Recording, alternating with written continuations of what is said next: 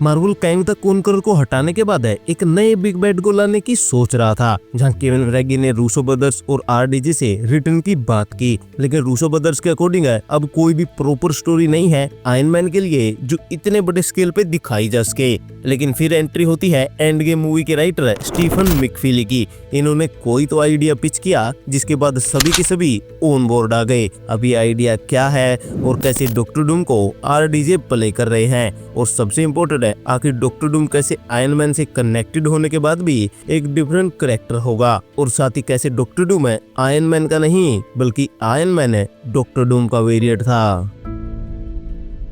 Tony, but one day you'll figure this out. You will change the world. What is and always will be my greatest creation is you. अब ये हम सब जानते हैं कि doctor Doom और iron man में काफी सिमिलरिटीज है, पर कॉमिक्स में ये दोनों ही कैरेक्टर्स काफी डिफरेंट है। लेकिन एमसीयू में कहानी थोड़ी सी अलग है, क्योंकि डॉक्टर डूम है आयरन मैन का वेरिएंट होने वाला है, या ऐसा कह सकते हैं कि वो टोनी स्टार्क जैसा दिखता है। अब क्या ये पॉसिबल है? वेल, हमने एमसीयू में मल्टीवर्स के काफी सारे इवेंट देखे हैं, जहां से हमें पता है कि सुपर हीरोज के इवल वेरिएंट अलग अलग यूनिवर्स में एग्जिस्ट करते हैं। डॉक्टर स्ट्रेंज का एक इवल वेरिएंट है सिनेस्टर स्ट्रेंज है, हमने मल्टीवर्स ऑफ द मैडनेस में देखा था। 838 यूनिवर्स में कैप्टन अमेरिका का एक फीमेल वेरिएंट भी एग्जिस्ट करता है। तो उसी तरह Tony Stark AKA Iron Man का एक अल्टरनेटिव डिफरेंट इवल वेरिएंट भी मल्टीवर्स में एग्जिस्ट कर सकता है। पर यहाँ कहानी इतनी सिंपल नहीं होने वाली, क्योंकि यहाँ डॉक्टर डूम है अपने आप में एक यूनिक है और बड़ा कैरेक्टर है। मार्वल इसको आयरन मैन का वेरिएंट दिखाकर वेस्ट नहीं करने वाला। और साथ ही मान लो कि यहाँ डिफरेंट यूनिवर्स में टोनी स्टार्क आयरन मैन की जगह डॉक्टर डूम बन गया, पर वो है तो टोनी स्टार्क ही, जबकि डॉक्टर डूम है विक्टर वॉन डूम होता है। अब ये आयरन मैन के कैरेक्टर को एक अलग टेक तो देगा, पर डॉक्टर डूम की ओरिजिनलिटी यहाँ खो जाएगी। तो फिर ये पॉसिबल कैसे होगा? अब क्या हो अगर मैं आपको कहूँ कि डॉक्टर डूम है एक्चुअली आयरन मैन का वेरिएंट नहीं बल्कि आयरन मैन है डॉक्टर डूम का वेरिएंट है। अब ये सुनने में काफी कंफ्यूजिंग और सेंसलेस लग रहा होगा, पर मैं समझाता हूँ। दरअसल ऐसी थ्योरीज है कि टोनी स्टार्क है एक्चुअली में हावर्ड स्टार्क का रियल सन नहीं है, बल्कि हावर्ड स्टार्क ने टोनी स्टार्क को अडॉप्ट किया था। अवेंजर्स एंड गेम में हावर्ड स्टार्क अपनी वाइफ की प्रेग्नेंट होने की बात करता है।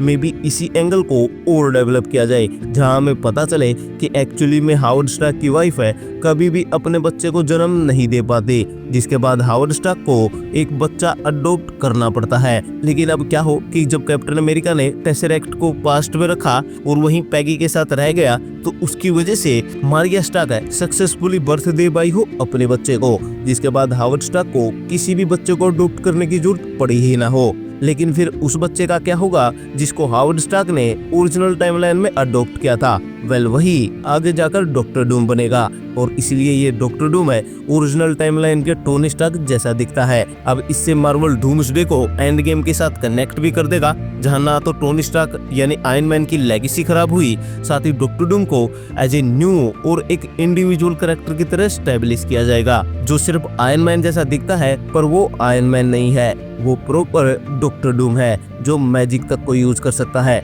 ये एक परफेक्ट तरीका है जहां आरडीजे डॉक्टर डूम को प्ले भी कर सकते हैं, और वो आयरन मैन का इवल वेरिएंट भी नहीं कहा जाएगा, क्योंकि इस बच्चे ने बिना हावर्ड स्टार्क के काफी सारी तकलीफें देखी। इसकी ओरिजिनल मदर की डेथ, उसका ट्रॉमा, मैजिक, विच और भी बहुत सारी चीजें हैं जो इसको इवल पाथ पर लेकर जाएगी, और इवेंचुअली ये डॉक्टर डूम बन जाएगा। और इसका ओरिजिनल नाम है, आई मीन टोनी स्टार्क इसको हावर्ड स्टार्क के द्वारा दिया गया नाम था, तो इसका ओरिजिनल नाम है विक्टर वॉन डूम हो सकता है। और यहाँ एक इमोशनल एंगल भी ऐड किया जा सकता है कि मारिया स्टार्क को अपना रियल सन खोना ही होगा, और हावर्ड स्टार्क को उस बच्चे को हर यूनिवर्स में अडॉप्ट करना ही होगा। अदरवाइज वो बच्चा बिना हावर्ड स्टार्क के वो बन जाएगा जो आगे जाकर पूरे मल्टीवर्स को खत्म कर देगा।